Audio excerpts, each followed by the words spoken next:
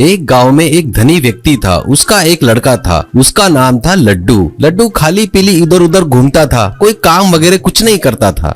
उसे ऐसे लगता था कि वो बहुत समझदार और होशियार है, लेकिन उसमें वो बात नहीं थी। उसका एक दोस्त था मुरली, उसकी एक मोबाइल की दुकान थी। लड्डू को मोबाइल का बहुत शौक था। जो भी मार्केट में नया पीस आता वो उसे ले लेता था। उसे एप्पल का आईफोन उसको बहुत ज्यादा पसंद था। जैसा ही नया फोन मार्केट में आया तो अपने पिताजी से झगड़ा करता था और कैसे भी पैसे लेता था और अपने दोस्त मुरली की दुकान से आईफोन खरीदता था।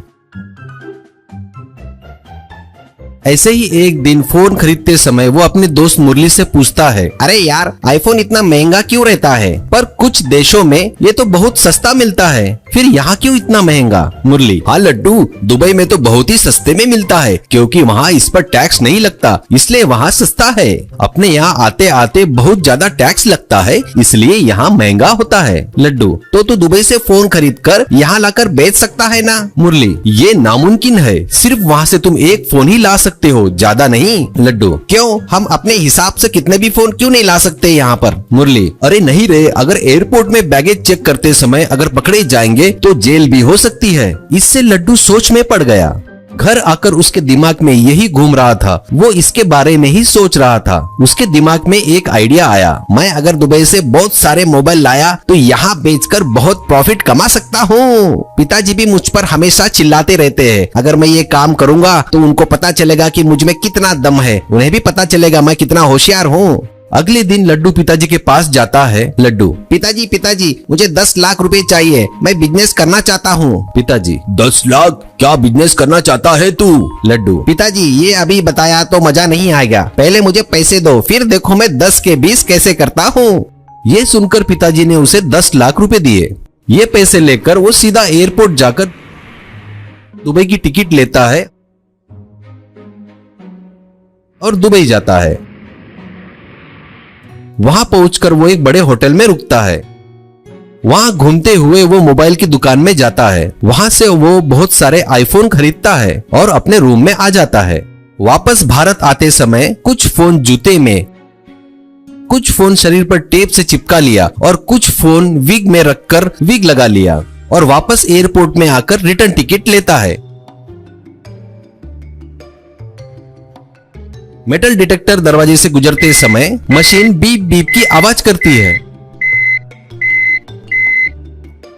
ये देख वहां पर खड़े सिक्योरिटी गार्ड मेटल डिटेक्टर से उसका पूरा शरीर चेक करते हैं। उसमें से भी बीप बीप आवाज आई, तब वो अपने हाथ में मोबाइल रखा उन्हें दिखाता है। इसी वजह से बीप आई ऐसा बोलता है। ठीक है बोलकर लड्डू को वहां से छोड़ देते हैं। वो फ्लाइट पकड़कर सीधा इंडिया आता है। वो अपने बैगेज को लगेज चेक करने को देता है। वहाँ सिक्योरिटी वाले लगेज चेक करके उसे छोड़ देते हैं। वो आकर अपने पूरे फोन मुरली को बेच देता है और पैसे लेता है। वो पैसे पिताजी को लाकर देता है और कहता है, देखा पिताजी, 2 दिन में कितना पैसा कमाया, ये है मेरा दिमाग, मुझे कभी कम मत समझना। ठीक है पिताजी? पिताजी, सच में बेटा, बहुत बढ़िया, बहुत अच्छा काम किया, शाबाश। ठीक है बेटा, अब तो बता दे क्या बिजनेस है वो, इतनी जल्दी इतना पैसा कैसा कमाया? लड्डू, अरे पिताजी अभी नहीं, वक्त आने पर आपको जरूर बताऊंगा, मुझे इस बार 20 लाख रुपए चाहिए। पिताजी ठीक है कर बोले। इस बार भी दुबई जाना, मोबाइल खरीदकर यहाँ लाना,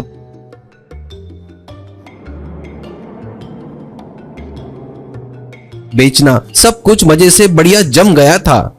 वैसे ही एक बार दुबई से निकलते समय गलती से अपना फोन लड्डू अपने विग में रख देता है और नया फोन अपने हाथ में पकड़ लेता है। ऐसे ही वो दुबई से निकल जाता है।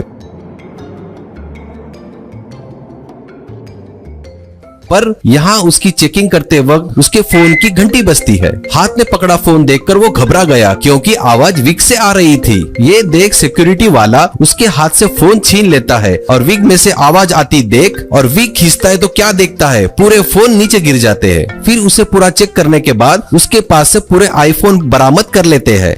फिर वो उसे जेल में डाल देते हैं। उसके बाद लड्डू के पिताजी लाखों रुपए खर्च कर बड़े वकील को लेकर केस लड़ते हैं और उसकी सजा कम करवाते हैं।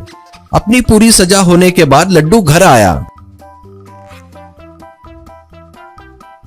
इस घटना के बाद वो सुधर गया और अपने पिताजी के बिजनेस में हाथ बटाने लगा।